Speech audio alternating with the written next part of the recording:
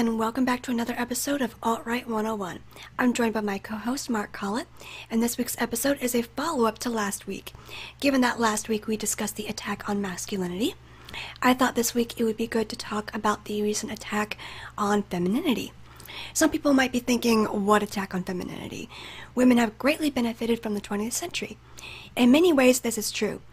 In other ways it can be argued that women have been under attack in more mischievous ways. Ways that have given women ideas in their head that present false realities and that damage them farther down the road. Ideas such as women being equally strong as men physically, or that the male patriarchy has been oppressing them, rather than seeking to fill their needs and give them comfort. It was once said that men did everything they do in life for women. If they got a nice job or worked out to look good, it was for women. If they tried appearing like an alpha male, it was for women. Women held the keys to their heart and their body, and they held the power as far as who received those keys. But now women tend to believe that they are better off without men, or that men are the root of their problems, rather than their allies in life. We're here to discuss how these are lies, and how women can possibly course correct in the years to come. Thank you for joining me, Mark. Thank you for having me back on. It's always a pleasure, Brie. Absolutely. So you and I talk about this all the time, where men and women don't really see each other as allies anymore, and they don't see how the dynamics naturally tend to work or used to work, where women tend to be the nurturers and they really want to look after their children or their husband, and they used to be homemakers and partners and supportive, and the better they were at doing that, the better their job would do, and that made them feel feminine. It was a natural gender role. I remember when I was in school, especially junior high, my favorite class was home economics, and it fit me well. I enjoyed the cooking, I enjoyed the sewing. My grandmother was a great seamstress. She used to make me all kinds of fancy little dresses, and she taught me and my mother both how to cook family recipes, and this was something that was natural. It was handed down to other women, but it seems as though this has been lost in favor of women wanting something else, something more material, and wanting to go out and get a career, right? No, it has. Women used to be feminine, and their femininity was actually part of their makeup.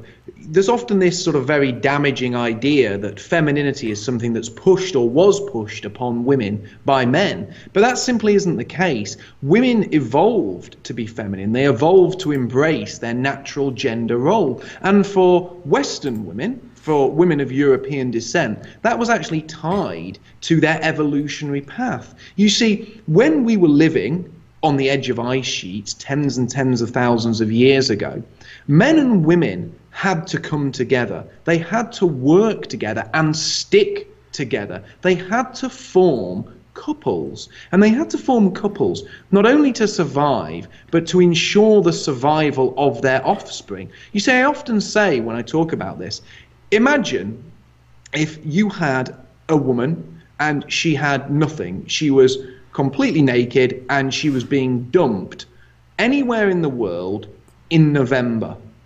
The last place, or one of the last places she'd want to end up, would be Northern Europe, because in a natural world without civilization, it'd be a very harsh environment. The ground would be frozen up.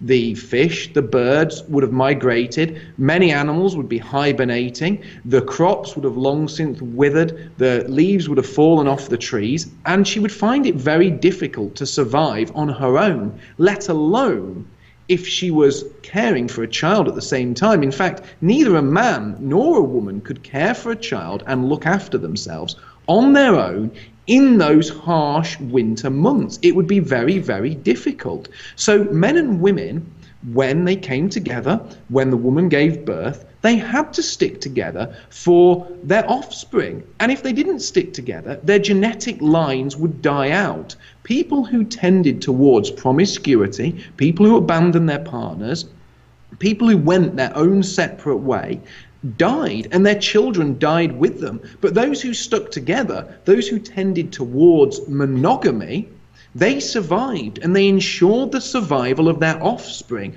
So an increasing tendency toward monogamy is actually built into our genes. But more so, out of that initial tendency toward the nuclear family became the division of labor. The male became the hunter-gatherer. The male would leave the dwelling and he would hunt, he would fish, he would gather resources.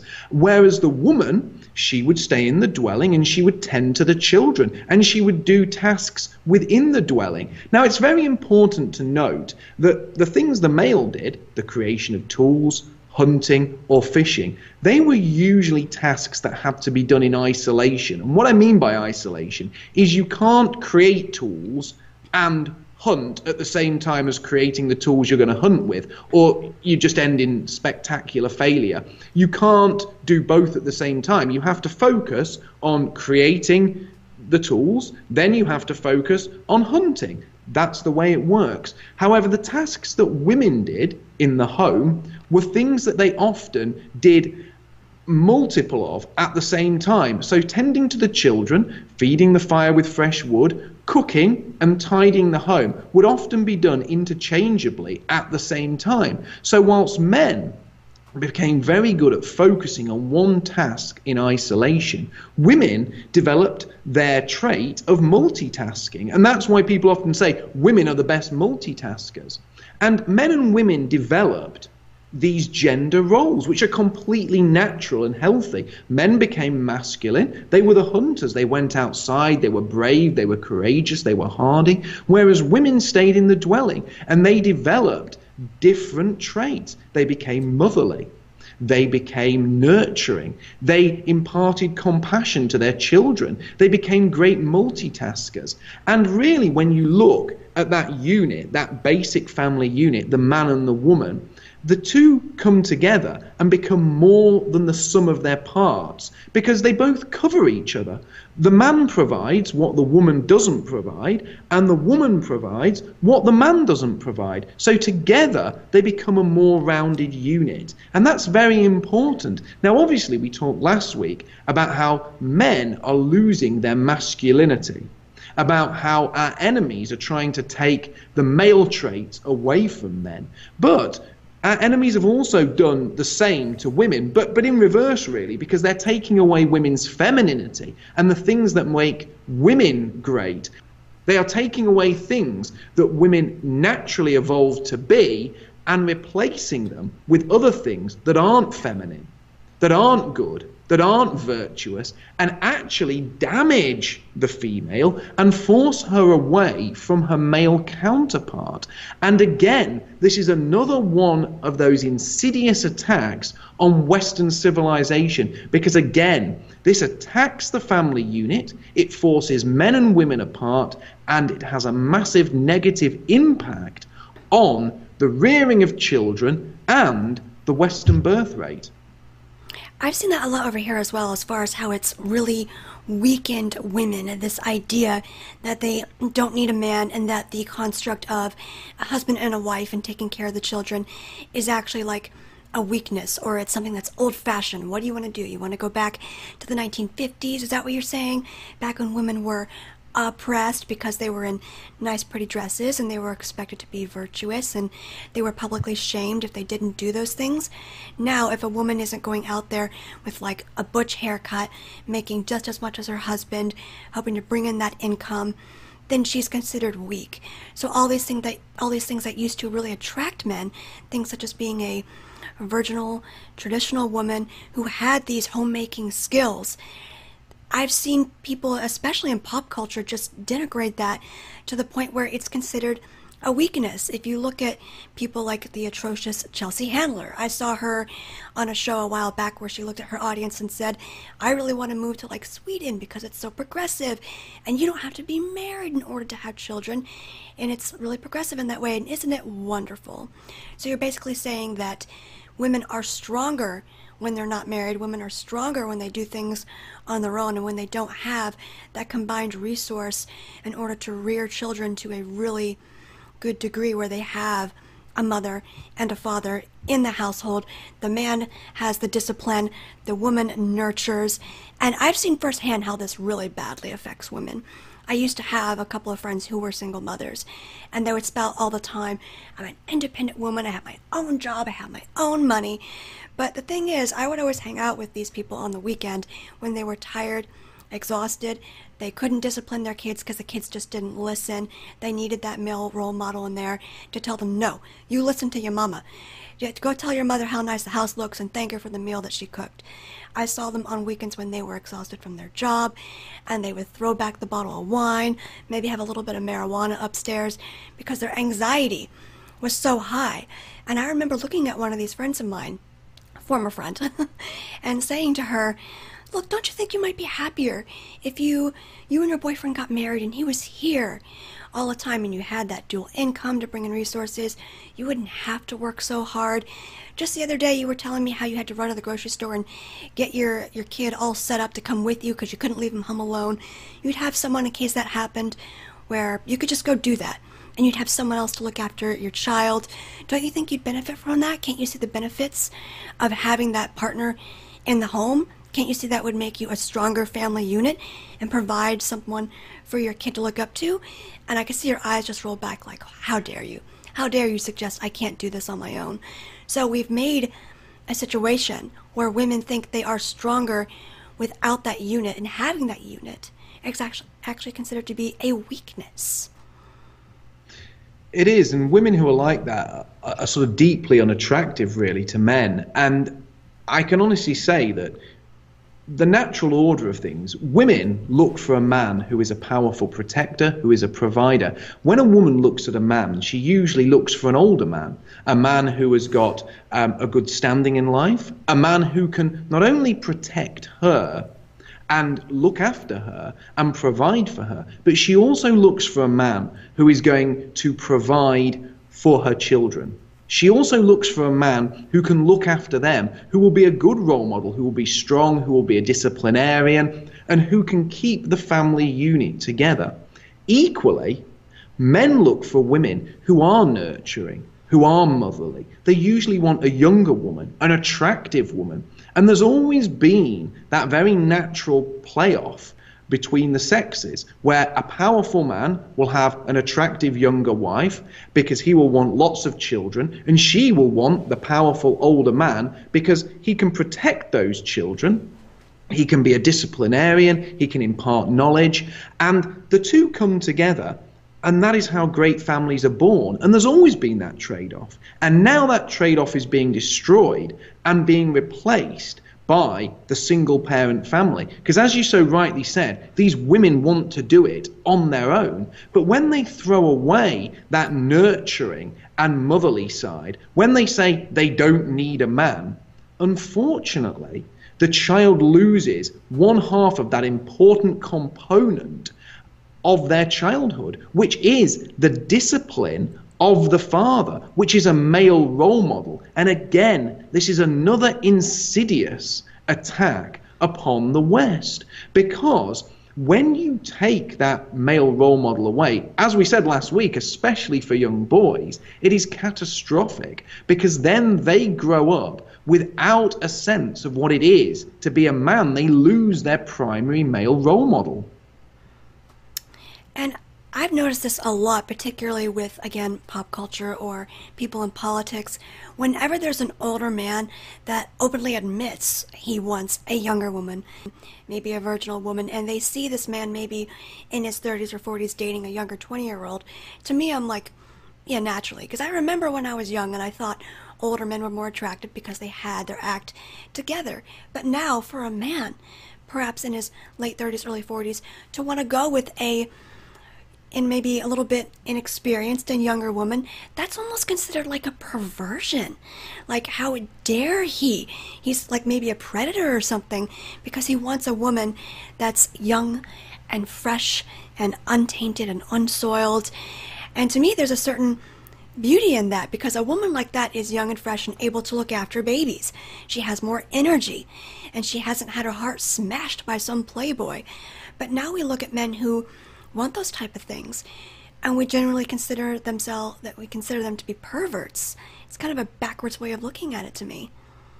Well, there's also been the huge amount of fetishization of older women, in popular culture there's been the pushing of this thing. They call them cougars or MILFs or yummy mummies, where younger men are now seen as being cool or sort of like, attractive and like the alpha male if they go for some woman who's far too old for them. Now, to me, a 25-year-old man with a 40-year-old woman is the wrong way round. If I saw a 40-year-old man with a 25-year-old woman, I'd find that quite natural. I'd find that quite normal, because obviously a male's body clock works very differently to a female's body clock. By the time a woman is 40, she isn't in her prime anymore.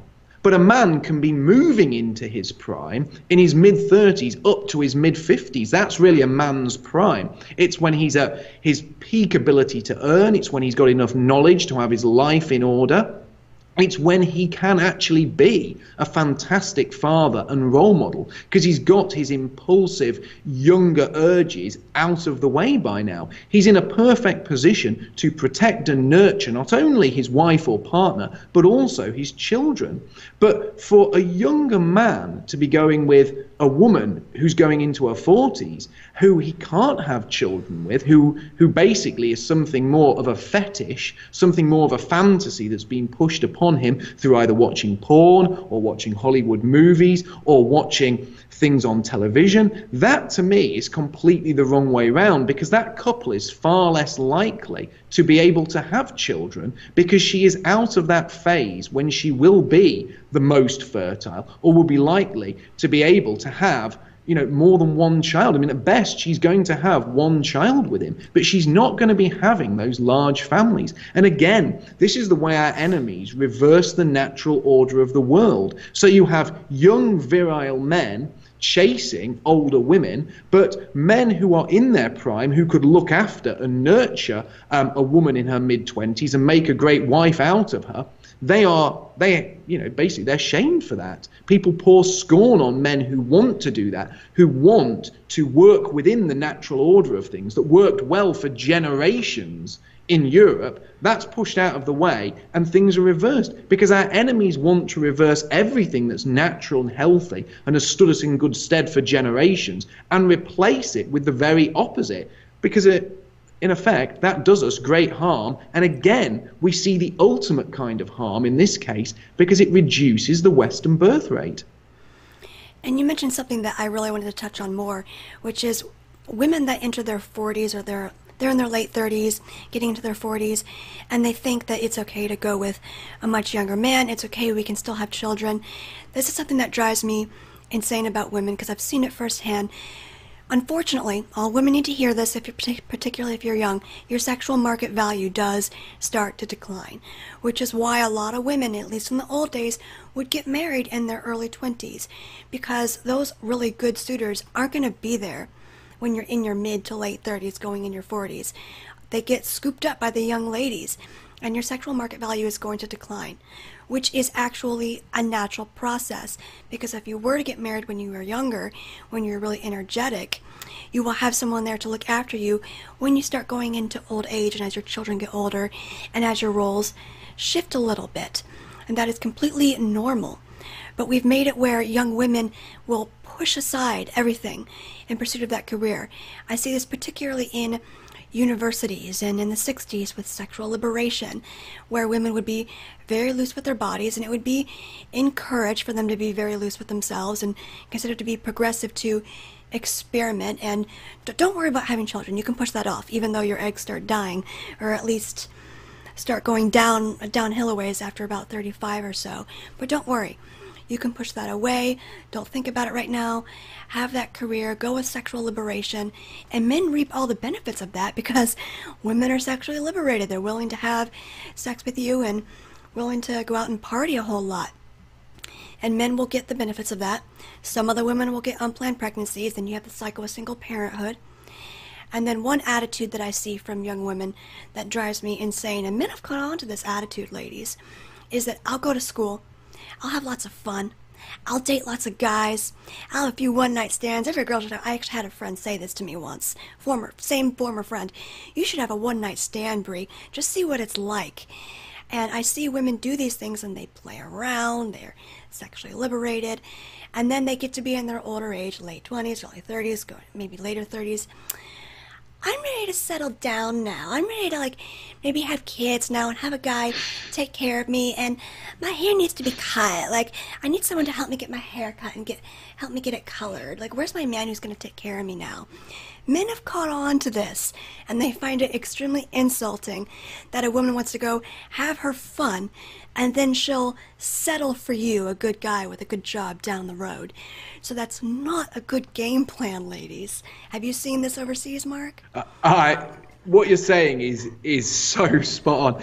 I call it the car crash, and it's where a woman's life is an absolute write-off. It's just a car crash. She's done everything wrong. She's been riding the cock carousel for a good 5 to 10 years. She's been out clubbing. She's been on the girls' weekends. Every guy that's asked her to marry her, she said no. She's had several abortions.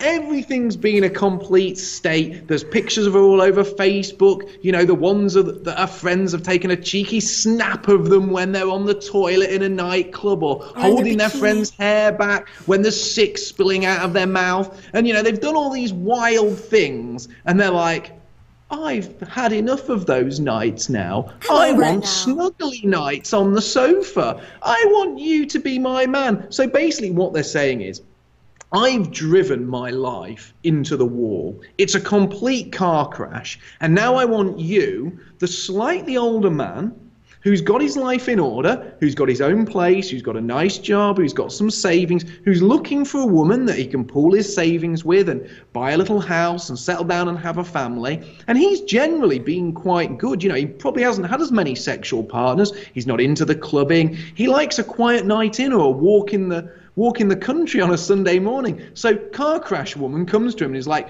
everything's wrong. Can you please come and fix my mess of a life and take me away and sort it all out? And that's just not acceptable.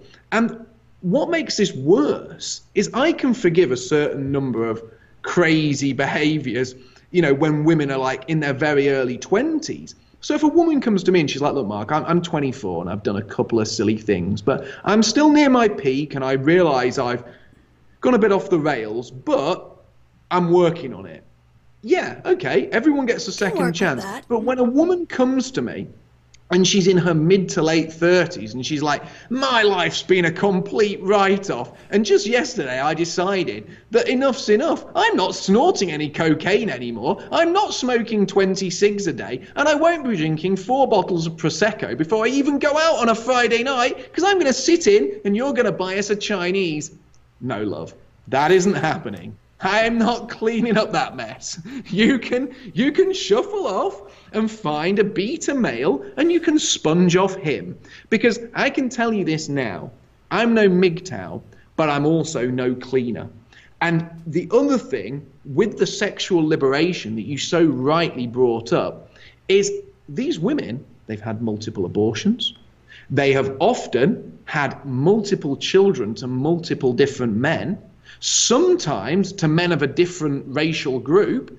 And then you see these beta males out with these women and you're looking at them and they're sat in McDonald's dishing out the Happy Meals for this woman's kids, and you're thinking, you don't even look like the kids. Those everybody kids knows even they're not your kids.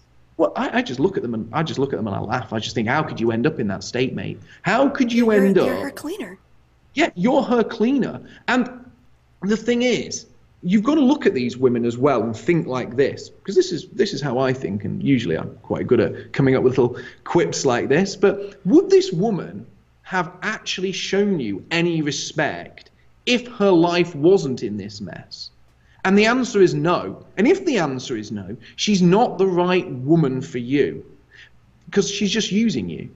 She would have passed you over 5 years ago if you'd have walked up to her and bought her a glass of wine in a bar. She'd have probably laughed at you with her friends. But now she went for a complete idiot instead, cocked her life up, left him, has got 2 kids by 2 different men. All of a sudden, she wants to accept that glass of wine that you bought for her 5 years ago. Well, it doesn't really work like that, because now she isn't worth you buying her a glass of wine. So what I'm saying, guys, is don't be a cleaner.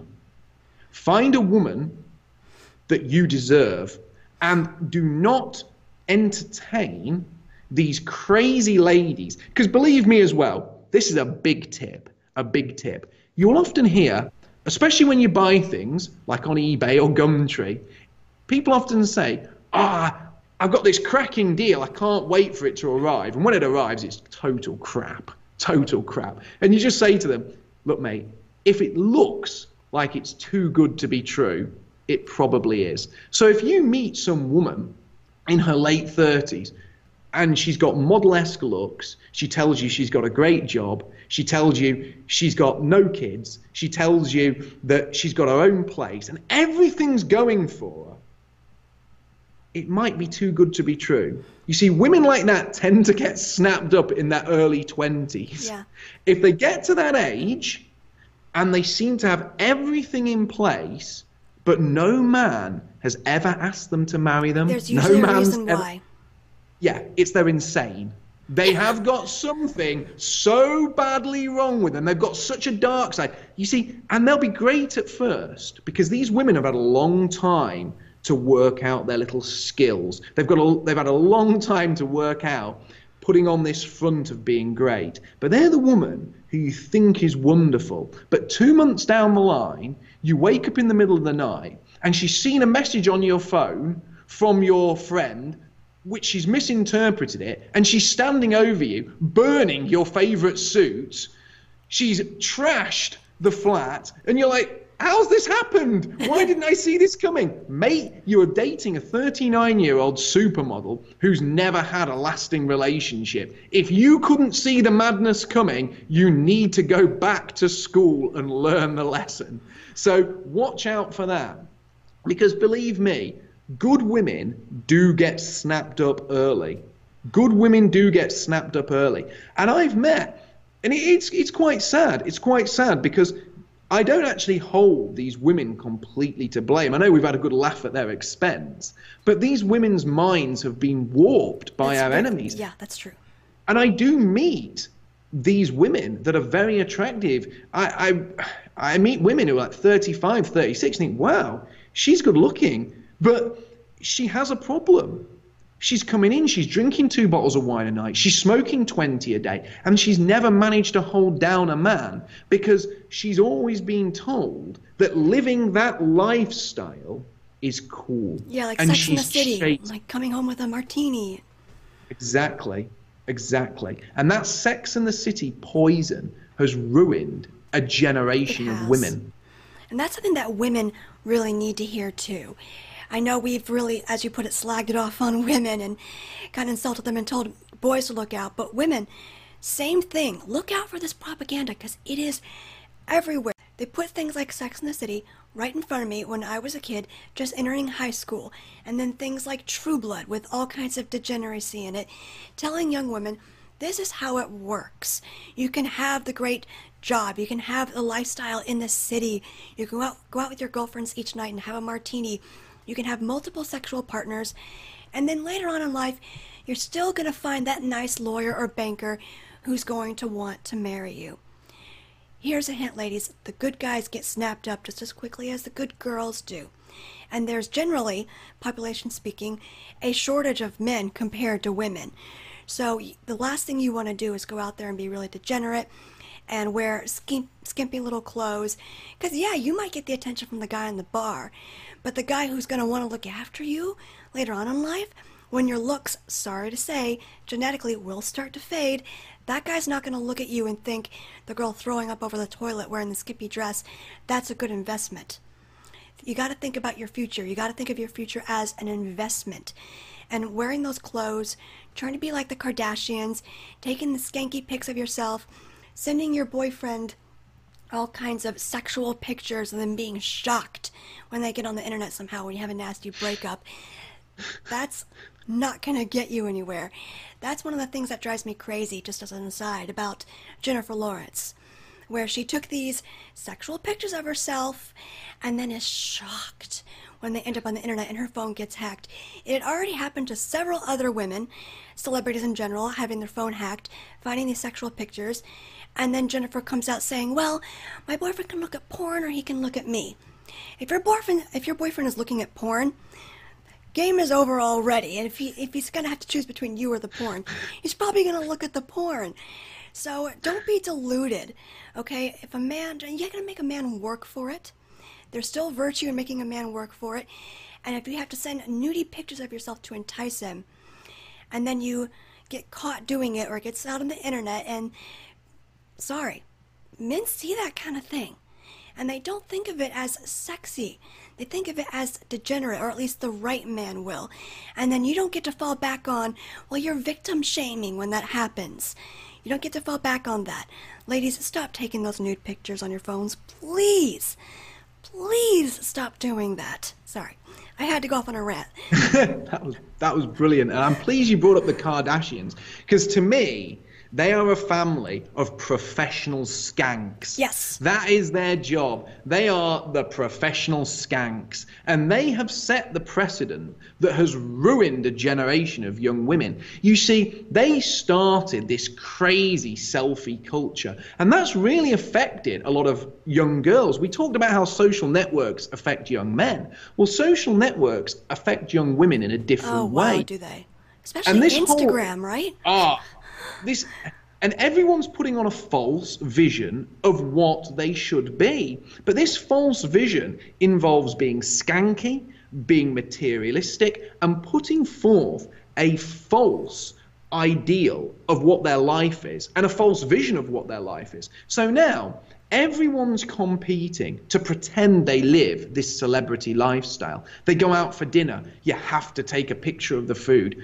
Well, we can all afford to go out for the early bird saver at Harvester. It doesn't mean we need a photo session. People don't need to take photos of their 2-for-1 meals at Harvester and pretend they eat out every night. And when you see people saying pathetic things on the internet, like, I eat out more than I eat in these days, it's like, get a life. No, you don't. No, you don't. And anyone that does that would be fat because they cook everything in oil. It's ludicrous when people say things like that. But then they're posting the holiday selfie. Then you get the silly status. My hobby is snowboarding. No, it's not, you jerk. You've done it once. You've done it once. I've been arrested more times than you've been snowboarding. And getting arrested isn't my hobby. You know, this is the nonsense you hear from these women. And then you have this starter pack for women on Instagram. Have a picture taken by famous landmark.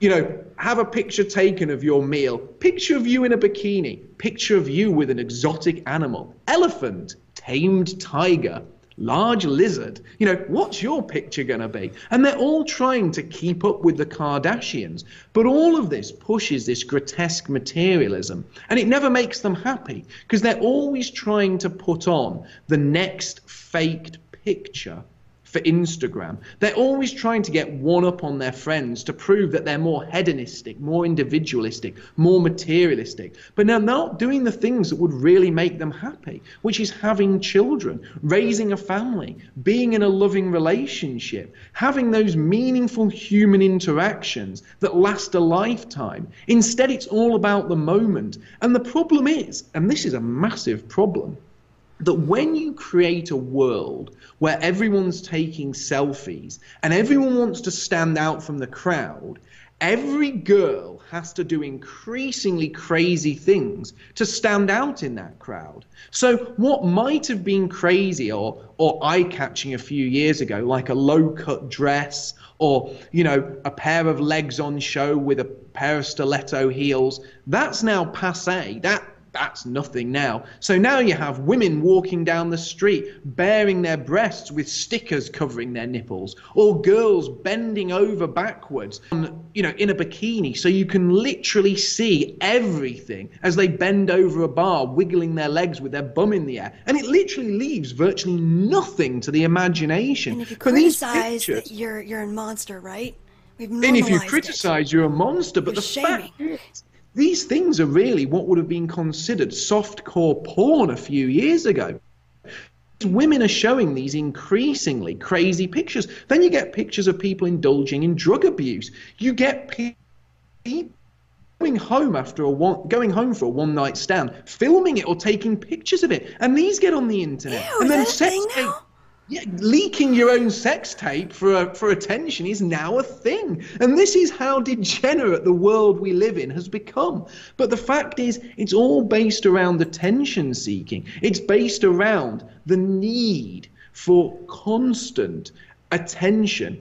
The thing is, these women measure their success, measure their hedonism in terms of likes and shares, but it's like a drug. It's not genuinely fulfilling. So what they need to do is do increasingly crazy things, increasingly revealing things, post increasingly insane actions to get more attention. But when that buzz wears off, they have to somehow replicate that and keep upping the ante to get more attention and to satisfy their cravings. And it is very much like a drug. Whereas if those women were in the home, if they were doing genuinely spiritually fulfilling things, such as finding a partner, raising children, and having a happy family life, they wouldn't need to do these degrading things, because raising a family, raising a family and getting positive, lasting attention from your partner and your children fulfills you in a way that posting a semi-naked selfie never can. That's where our enemies have been so clever. They have twisted women's priorities away from naturally fulfilling and spiritually fulfilling pursuits towards short-term gain, which only actually degrades them. But not only does it actually degrade them, not only does it actually make them look skanky, make them look low class, but it actually prevents them in the long term from forming those natural bonds and doing those genuinely spiritually fulfilling activities. Because what man would want a woman who has multiple sex tapes on the internet? What man wants a woman that's had all these different partners, that's texted everyone in the neighborhood with naked selfies, that's gone and had all these promiscuous adventures, or misadventures, should I say? Men don't want that. So it damages these women and actually acts as a barrier toward them getting a man. It actually acts as a way that stops them from achieving the things they need to achieve if they're ever going to be happy in the long term. And another thing it does, it makes them more masculine too, especially with these unrealistic expectations of women these days of, we need more women in STEM, we need more women in engineering. That's another reason why a lot of men aren't attracted to certain women these days, is because they increasingly act like men. And any straight man is not going to want a woman that looks or acts like a man, who has this little bull pixie cut type of thing and wears clothes like a man and goes off into engineering and has to be cutthroat just like the guys in order to get that promotion and leave bodies down the hall behind her. That's not going to attract men.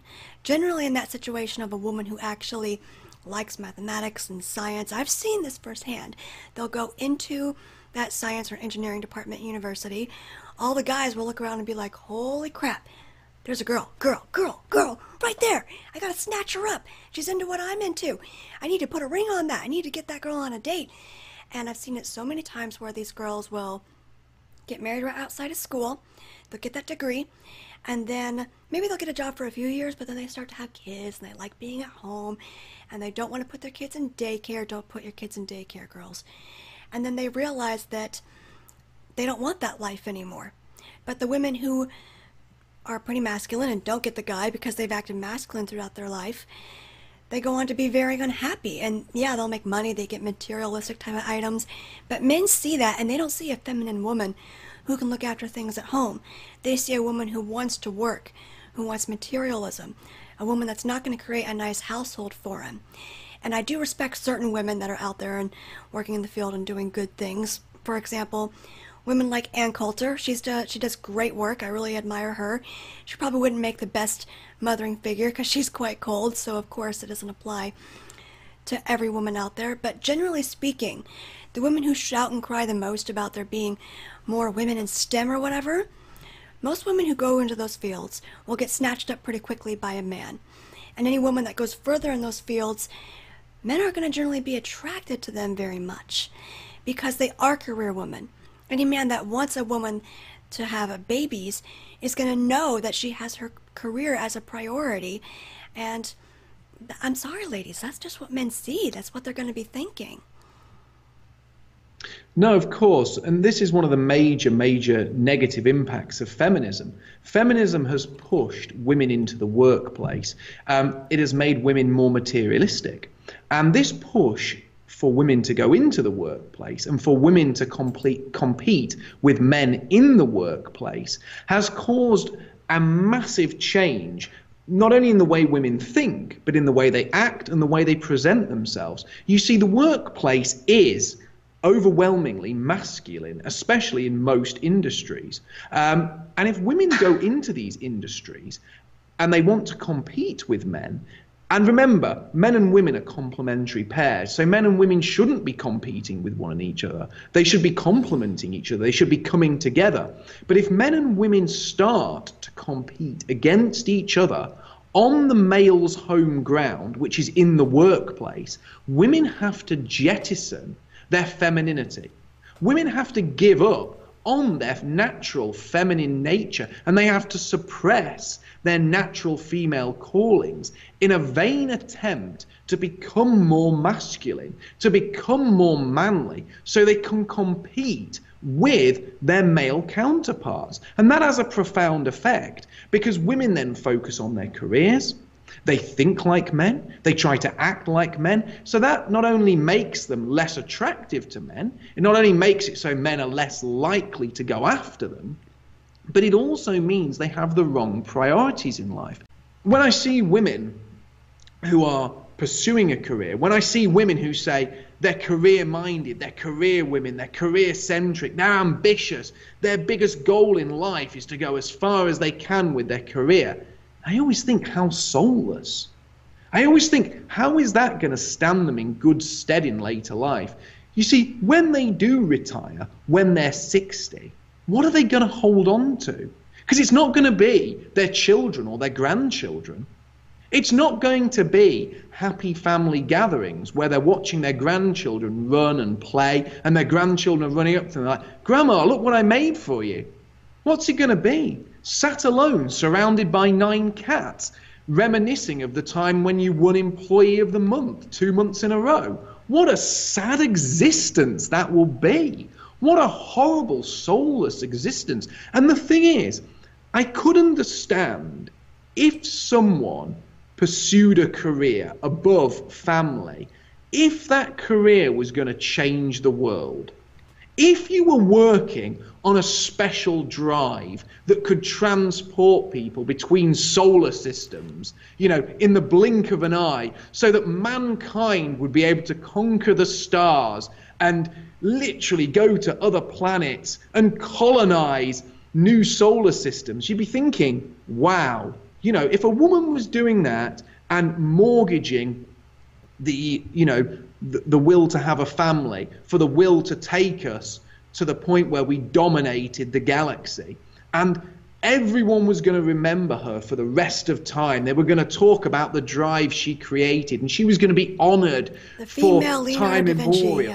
Yeah, exactly. You would understand that a little bit more. But when these women are actually just working for some big soulless corporation, that they're just a cog in a giant machine, a cog that no one really sees, no one's really going to remember, no one's really ever going to think twice about when they leave the company. And they haven't really made any giant impact to the company, let alone the world. In fact, really, they've just been part of this horrible, greedy, materialistic system. What have they achieved? In fact, they've given their genetics a funeral. And that funeral pyre has only served to make the flame of grotesque materialism rise even higher. How sad. How can anyone mortgage the future of their genetics?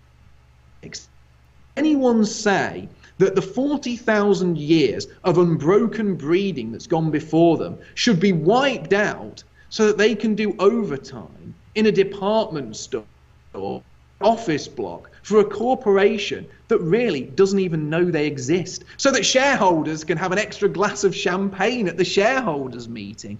What a sad thing to give up motherhood for. To forgo holding your own flesh and blood in your arms and to see the continuation of your family lineage, so the shareholders can have a few extra olives and an extra glass of Prosecco. That, to me, is the most appalling indictment of the modern way of thinking. And these women that have fallen for this, these women that have been tricked into believing that this is a better way, that this is more fulfilling, how bad are they going to feel when they get older? How sad are they going to feel when they reach that point where they can't have children? And in fact, you see articles about these women. There was that article in the Daily Mail which was hilarious. This grumpy, frumpy 42-year-old woman, she was sat there. She was sat there bemoaning the fact that in her early 20s she met the love of her life, but she gave up on him for a career and because she thought she could find better. And now she's 42 and no one wants to basically go with her because she's got nothing to offer a man. What has a 42-year-old woman who spent her entire life focusing on her career got to offer a man? I'll tell you what, nothing. Her market value is essentially zero. So the message for women is, if you want genuine fulfillment, genuine happiness, it doesn't come from climbing the corporate ladder. It comes from holding your own flesh and blood in your arms and being surrounded by family, having a loving husband. They're the things that really matter. But to get those things, you need to embrace femininity. And by embracing that masculinity, which you need to embrace if you're going to climb the career ladder, you'll only end up putting men off. One thing that's happened in recent years that's increasingly done damage to women that makes me furious is that we've completely taken down their defenses. Things that used to be completely logical are now deemed to just be backwards and wrong. And I touched on this a little bit earlier, but I will go off on a bit of a case study here. I am a huge fan of gymnastics, was a gymnast for a long time. And just this past week, there were a few scandals that took place. I wrote an article about it for USNN, where former gymnast Michaela Maroney came out saying she had been molested by the team doctor. And then a few weeks later, Aly Raisman came out saying she was molested by the team doctor as well. Both of them claimed abuse. Both of them have oddly enough done very provocative photographs. Michaela Maroney's done all kinds of really short cut with the pouty lips, like with the cleavage showing. Aly Raisman did a full nude layout, I think, in Sports Illustrated, saying that it was her way of making women proud of their bodies, was to be naked, which, I don't know, to me she just looked kind of muscular and manly. But to me, that's a bad example of role models for young women, because young women see these sexualized photos and think, oh, this is hip and cool, and we already talked about photographs. But where I wanted to go with this was Gabby Douglas, the all-around champion for the London Olympics, came out saying, I have an exact quote here, she came out saying, no, actually, it is our responsibility as women to dress modestly. Dressing in a provocative sexual way entices the wrong crowd.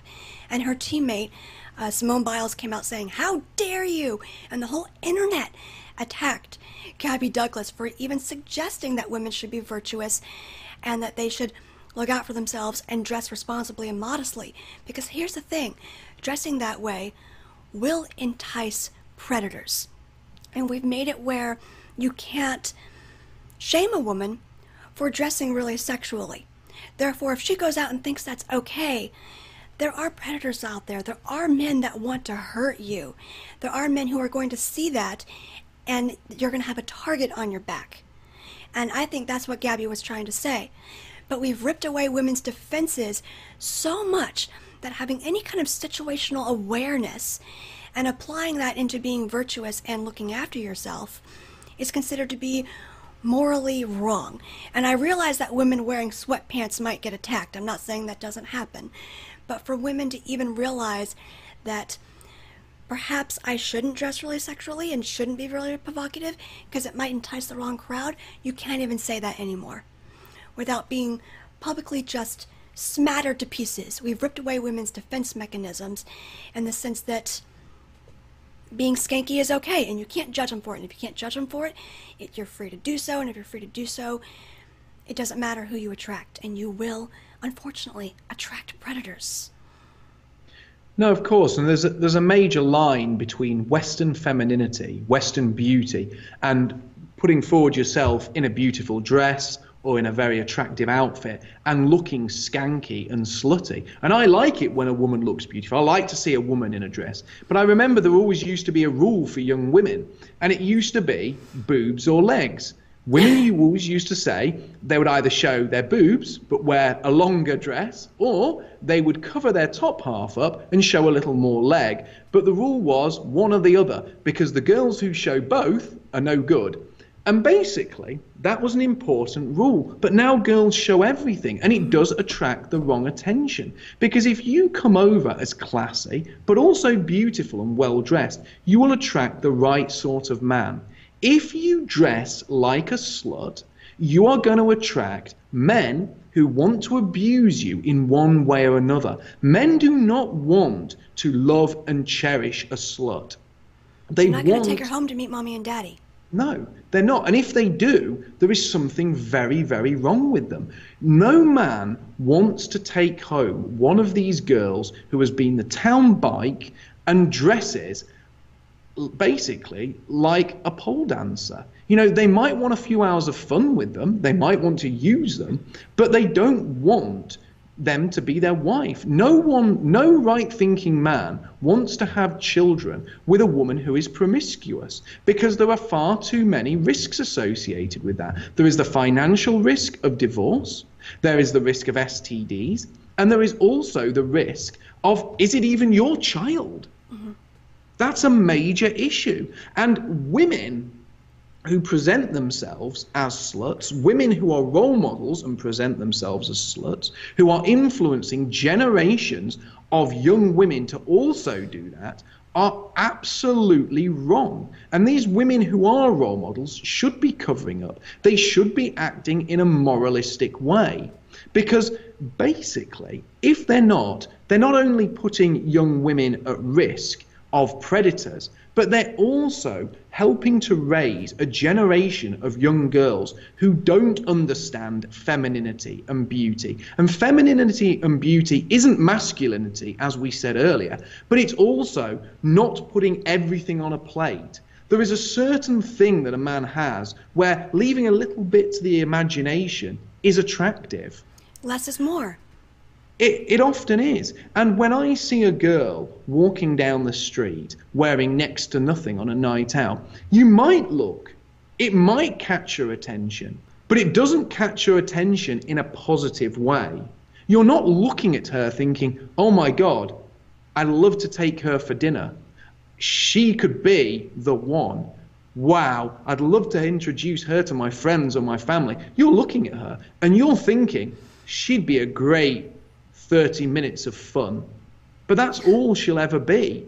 And that's why women should not present themselves as pieces of meat, because they're not. And that's a huge influence on young women. And that has come from Hollywood, it's come from the music industry, it's come from case studies, like you've said, in gymnastics, it's come from the porn industry, and it's pushed women down a route where, again, they feel the best kind of instant gratification is attention from letting it all hang out and presenting themselves as anything but feminine, but in fact as nothing more than whores. So what do you think we can do possibly to heal this divide between men and women? What can women now who maybe have succumbed to some of these lies and false realities, what can they do to kind of mend that gap and bring themselves back to being more feminine and rejecting some of the stuff we see in pop culture? Well, firstly, and this is a big thing, and this might shock some people, and it might cause a few raised eyebrows, but I believe in forgiveness ultimately, because we've all been a victim of modern society in one way or another. We might have been involved with drugs. We might have become obese. We might have, played too many computer games. We might be unfit. We might have watched porn. We've all been tainted some way by living in this moral sewer. So people who do go wrong, we have to give them a second chance, unless they've done something utterly despicable. I'm not saying we should give paedophiles or people like that a second chance. There's a line, yeah. Yeah, no second chance for George Soros, not people like that. But the fact is, if you're a young girl who's done something wrong or who has lived, the promiscuous, hedonistic party life, and you see something like this and you want to make a change and you feel genuinely ashamed for what you've done, then we will embrace you. You can make that change as long as you've not taken it too far. But the way we have to entice people to us is, firstly, we have to be virtuous. We have to show that we're better. And we have to show there is a better way. We have to come together and form nuclear families and show why that's better. Show how fulfilled we are and how happy we are. And that's why I love these traditional wife channels that show beautiful young women with their husbands and children and how genuinely beaming and happy they are. And they don't need a face full of makeup. They don't need a push-up bra. They don't need to be knocking back the expensive cocktails or taking selfies of their 2-for-1 meal at Harvester. They're just happy because they've got their child and their husband and a happy family life. And we need to promote a better alternative. And we need to promote that to all young people. And we need to take on board those people who want to make a change. We have to give these young women, like we give young men, a second chance. We talked last week about these beta males. And we said, you can stop being a beta male. We showed how they could change their life around. And we said, join us and be better. And I'm saying this to the women as well. Join us and be better. Join us and do more with your life. Embrace your natural urges. Embrace genuine femininity and Western beauty. We will give you a second chance. So the first thing is second chances. The second thing is offering a better alternative and showing that that better alternative works. And the third, and this is also very important, and I did an entire podcast on this, is we have to embrace shame. And just like we shamed those beta males, we have to slut shame. We have to fat shame.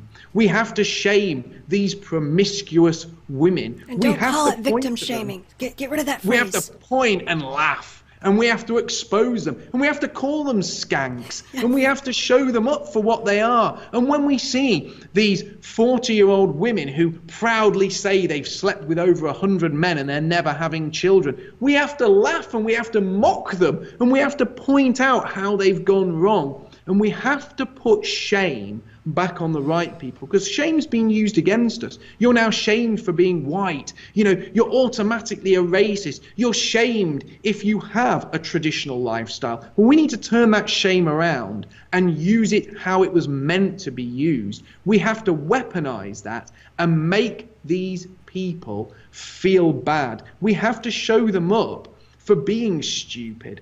And the ones that don't come to us, the ones that don't embrace a better life, we have to make them look ridiculous.